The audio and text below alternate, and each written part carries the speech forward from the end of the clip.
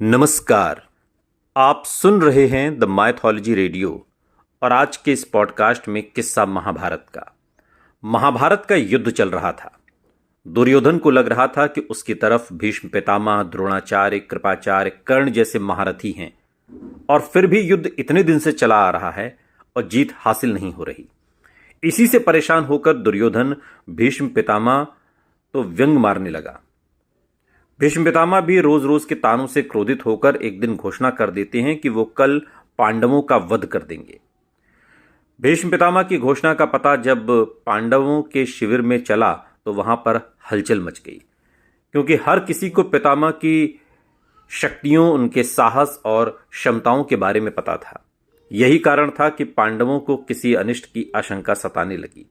इसी बीच पांडवों के पक्ष में खड़े हुए श्री कृष्ण ने द्रौपदी को एक सुझाव दिया। श्री कृष्ण ने द्रौपदी से कहा कि अभी मेरे साथ भीष्म पितामह के शिविर में चलो। द्रौपदी भी श्री कृष्ण के साथ चल पड़ी।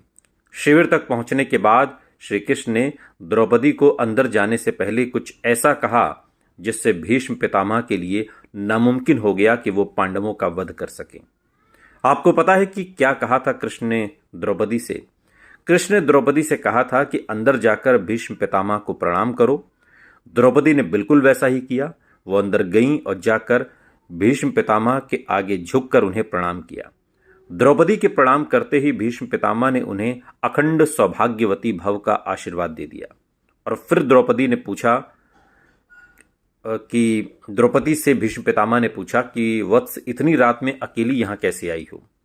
क्या कृष्ण तुमको लेकर आए हैं? तब द्रौपदी ने उन्हें बताया कि हाँ, माधव बाहर ही खड़े हैं। तब भीष्म पितामह भी शिविर से बाहर आए और दोनों ने एक दूसरे को प्रणाम किया। भीष्म पितामह ने तब कृष्ण से कहा कि कृष्ण, मेरे एक वचन को मेरे ही दूसरे वचन से काट देने का काम सिर्फ तुम ही कर सकते हो। पितामह समझ गए थे कि कृष्ण द्रौपदी को लेकर क्यों आए थे, क्योंकि वो द्रौपदी को दिए आशीर्वाद के कारण अगले दिन पांडवों का वध नहीं कर पाए।